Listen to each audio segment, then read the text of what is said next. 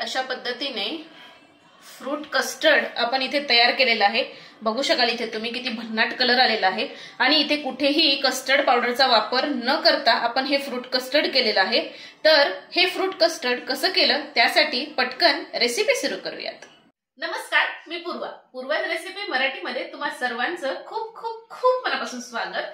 आता परत उपवासाचे दिवस येणार आहेत, श्रावणी सोमवार येणार आहे, तर त्यासाठीच काहीतरी गोडाचा वेगळा पदार्थ आपण करणार आहोत, ज्याच्यामध्ये आपण आज करणार आहोत फ्रूट कस्टर्ड। पण त्याच्यामध्ये अजिबातही कस्टर्ड पावडर आपण वापरणार नाही आहोत। तर त्याचा सबस्टिट्यूट म्हणून आपण काय बघणार आहोत किंवा काय वापरणार आहोत, चला पटकन बघूयात आणि त्याच्यासाठी लागणारे साहित्य बघून घेऊयात।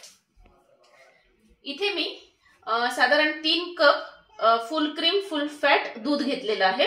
त्याच्यानंतर आपल्याला लागणारे 2 ते 3 चमचे साबुदाणा, साबुदाणा, कारण आपण उपवासासाठी करत आहोत किंवा तुम्ही एरवी कधी केलं तरी काहीच हरकत नाही। इथे कस्टर्ड पावडरचा आपण वापर करणार नाही आहोत, त्याच्यासाठी आपण इथे यूज करणार आहोत साबुदाणा। तर इथे मी साधारण 2 ते 3 चमचे साबुदाणा घेतलेला आहे।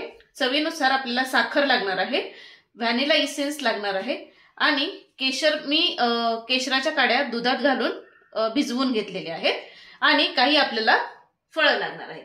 तर सुरुवातीला प्रथम इथे गॅस चालू करून दूध आपल्याला मीडियम आचेवर गरम करून घ्यायला लागणार आहे। तोपर्यंत इथे आपलं दूध गरम होतंय, तोपर्यंत इथे हा जो मी साबुदाणा घेतलेला आहे हा एका मिक्सरच्या भांड्यामध्ये काढून घ्यायचा आहे आणि ह्याला फिरवून घ्यायचं आहे। जितकं शक्य होईल तेवढं बारीक करून घ्यायचं आहे, बारीक पूड करून घ्यायची आहे। तर अशा पद्धतीने इथे मी साबुदाणा छानपैकी बारीक करून घेतलेला आहे। बघू शकाल इथे तुम्ही एकदम बारीक झालेला आहे। जितका शक्य होईल तेवढा बारीकच करून घ्यायचा आहे, जाडसर आपल्याला इथे साबुदाणा घ्यायचा नाहीये। आता हा एक बाउल मध्ये काढून घेऊयात आणि ह्याच्यातला जेवढा लागेल तेवढाच साबुदाणा आपल्याला दुधात घालून घ्यायचा आहे।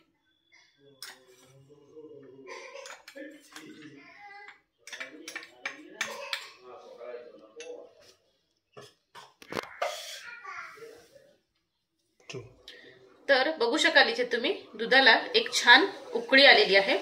आता काय करायचं ना, हे दूध छान ढवळून घ्यायचं आणि ढवळत ढवळतच आपल्याला अंदाज घेत साबुदाणा ह्याच्यामध्ये ऍड करायचा आहे। 1 चमचा घातलेला आहे सुरुवातीला मी, परत ढवळून घ्यायचे आणि हे आपल्याला मिश्रण छान दाटसर करून घ्यायचं आहे।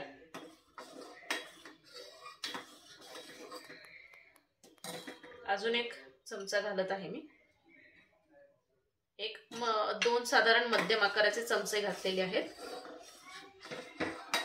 तर हे छान शिजवून घ्यायचं आहे, जेणेकरून या दुधामध्ये आपला साबुदाणा पूर्णपणे शिजला पाहिजे आणि त्याच्या गुठळ्या कुठेही होऊ द्यायच्या नाहीयेत। म्हणूनच सतत आपल्याला ढवळत ढवळतच ही प्रोसेस करायची आहे।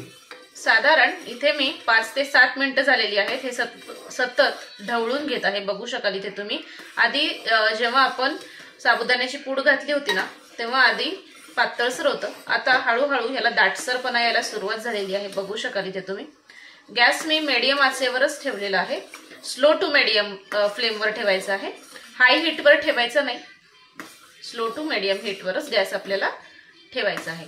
आणि हे सतत ढवळत ढवळत ह्याचा एक दाटसर जसं मिश्रण होतं ना तसं करून घ्यायचं आहे। साधारण इथे मी 10 मिनिटे हे छानपैकी शिजवून घेतलेलं आहे। बघू शकाल याला किती सुंदर स्मूथनेस आलेला आहे आणि किती दाटसरपणा आलेला आहे। आपण मिश्रण जेव्हा घातलं होतं तेव्हा अतिशय पातळ होतं, आता बघू शकाल तुम्ही दाटसर झालेलं आहे। क्या बात आहे। इथे मला 3 कप मी दूध घेतलं होतं, तर 3 मध्यम आकाराचे चमचे मला साबुदाण्याची पूड लागलेली आहे। हे मेजरमेंट अगदी परफेक्ट आहे, एका कपासाठी 1 चमचा साबुदाण्याची पूड बास होते। तर हे आपलं मिश्रण मस्तपैकी आता दाटसर झाले। दाटसरच करून घेणं गरजेचं आहे, कारण ह्याच्यामध्ये आपण नंतर साखर घालणार आहोत, त्याच्यामुळे मिश्रण परत पातळ होतं। आता असं दाटसर झाल्यानंतर आपल्याला ह्याच्यामध्ये घालायचं आहे 1 ते 2 ते 4 ड्रॉप जवळजवळ व्हॅनिला इसेन्स। उपवासाला तुम्ही व्हॅनिला इसेन्स खात असताल तर घाला, नसेल खात नाही घातलं काहीच हरकत नाही। मिक्स करायचे आणि केशरचं दूध घालायचे, ज्याने की कलर खूप छान येतो. वा, जबरदस्त. आणि चवही भन्नाट लागते. मिक्स करून घ्यायचे. वा, काय स्मूथ बॅटर झालेलं, सॉरी आपलं मिश्रण झालेलं आहे, बघू शकाल तुम्ही इथे. जबरदस्त. आता ह्याच्यामध्ये चवीनुसार साखर घालायची आहे. तुम्हाला कितपत गोड आवडतं त्यानुसार साखर घालून घ्यायची आहे. मिक्स करायचं. हे बघा, हे मिश्रण लगेचच पातळसर थोडंसं व्हायला सुरुवात झालेली आहे आणि केशरामुळे बघू शकाल इथे तुम्ही किती सुंदर कलर आलेला आहे. कोणताही वेगळा ऍडिशनल कलर आपल्याला ह्याच्यामध्ये घालायची अजिबात गरज पडत नाही.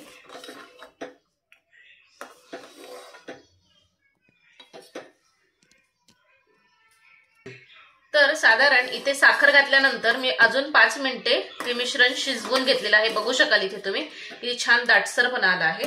आता 5 मिनिटे शिजवल्यानंतर गॅस आपण बंद करून घ्यायचा आहे आणि हे खालती काढून घेऊयात. आणि काय करायचं ना, ह्याच्यामध्ये एखाद दुसरी साबुदाण्याची जर गुठळी झाली असेल ना, तर हे गरम असतानाच ना आपल्याला विस्क घ्यायचे आणि विस्करनी असं करून घ्यायचं आहे. तुमच्याकडे जर हँड ब्लेंडर असेल ना, तर तुम्ही हँड ब्लेंडरनी जरी केलं ना तरी चालू शकतं, पण सगळ्यांकडे हँड ब्लेंडर नसतो, त्याच्यामुळे मी सोप्या पद्धतीने सांगतेय. विस्कर घ्यायचं आणि हे छानपैकी विस्क करून घ्यायचं, जेणेकरून आपल्या साबुदाण्याच्या काही गुठळ्या असतील ना त्या मोडल्या जातील. वा, जबरदस्त. अशा पद्धतीने गरम गरम असतानाच हे विस्क करून घ्यायचं, म्हणजे गुठळ्या पटकन मोडल्या जातात. बघू शकाल आता तुम्ही, त्याच्यामध्ये एकही गुठळी आपल्याला दिसत नाहीये. एकदम स्मूथ मिश्रण झालेलं आहे.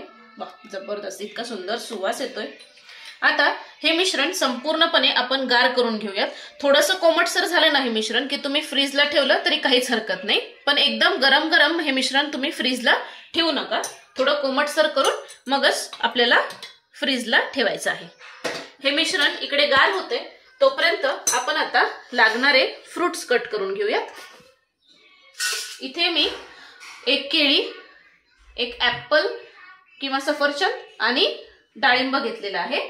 तर मी ह्याच्यामध्ये आंबट फळं कोणतेही वापरणार नाहीये. जेवढे आपले गोड फळं आहेत ना तेवढेच फळं वापरायचे, कारण जर आंबट फळं किंवा संत्री, मोसंबी जर तुम्ही वापरायला गेलात ना तर दूध नासू शकतं. त्याच्यामुळे मी एवढे 3च फळं ह्याच्यामध्ये घालत आहे, किंवा तुम्ही पेर जरी घातलं ना तरी चालू शकतं.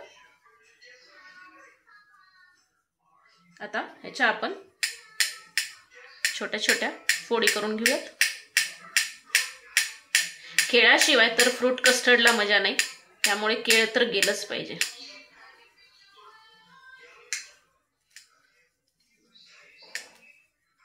अशा पद्धतीने बारीक बारीक तुकडे करून घेते मी. खूपही जाड नाही किंवा खूपही मोठेही करत नाही. तर इथे आता आपलं हे कस्टर्ड तयार आहे. मी फ्रीजला ठेवून हे संपूर्णपणे गार करून घेतलेलं आहे. त्यानंतर इथे आपले फ्रुट्स तयार आहेत. केळी, हे सफरचंद घेतलेलं आहे आणि डाळिंब घेतलेलं आहे. तर सुरुवातीला आता हे आपण सर्व करून घेऊयात. सर्व कसं करणार, तर ह्याच्यामध्ये सुरुवातीला बेसला आपल्याला फ्रुट्स घालून घ्यायचे आहेत. अशा पद्धतीने सुरुवातीला मी केळ घातलेलं आहे, त्यानंतर ऍपल घालतीये. ऍपल कट केल्यामुळे थोडा त्याचा रंग बदललेला आहे. आता हे फ्रुट्स घातल्यानंतर ह्यावरती आता आपण हे जे तयार करून घेतलेलं कस्टर्ड आहे ना ते घालून घ्यायचं आहे.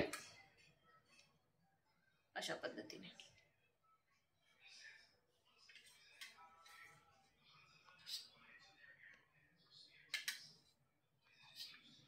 वाह, क्या बात आहे. जबरदस्त.